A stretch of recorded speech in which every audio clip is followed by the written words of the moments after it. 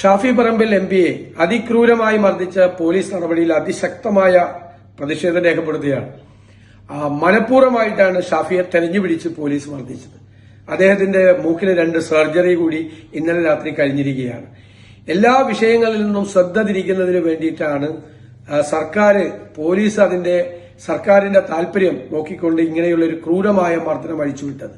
ഷാഫി പറമ്പിലിന്റെ ചോര നിലത്തു വീണിട്ടുണ്ടെങ്കിൽ അതിന്റെ പ്രതികാരം ചോദിക്കുക തന്നെ ചെയ്യും. ഒരു സംശയമില്ല ആ കാര്യത്തിൽ.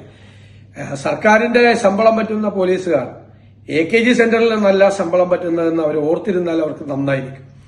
ഈ ഗൂഢാലോചനയ്ക്കും ഈ അക്രമത്തിനും നേതൃത്വം കൊടുത്ത മുഴുവൻ പോലീസ് ഉദ്യോഗസ്ഥന്മാർക്കെതിരായി ശക്തമായ നടപടി സ്വീകരിക്കണം എന്ന് ഞങ്ങൾ ആവശ്യപ്പെടുകയാണ്.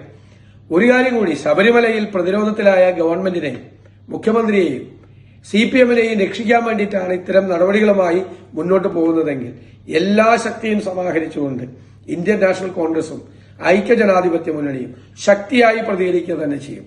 ഷാഫി പറമ്പിലിനെ ക്രൂരമായിട്ടാണ് മർദ്ദിച്ചത്.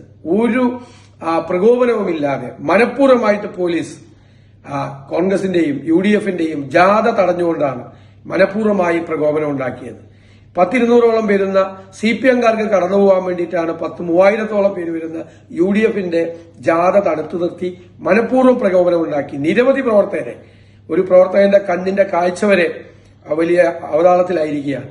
ഇതിനെല്ലാം ഉത്തരവാദികളായ ആളുകൾ എല്ലാം ശക്തമായ നടപടി സ്വീകരിച്ചില്ലെങ്കിൽ വലിയ പ്രക്ഷോഭവുമായി കോൺഗ്രസ് മുന്നോട്ട് വരും എന്ന കാര്യത്തിൽ ആർക്കും സംശയം വേണ്ട.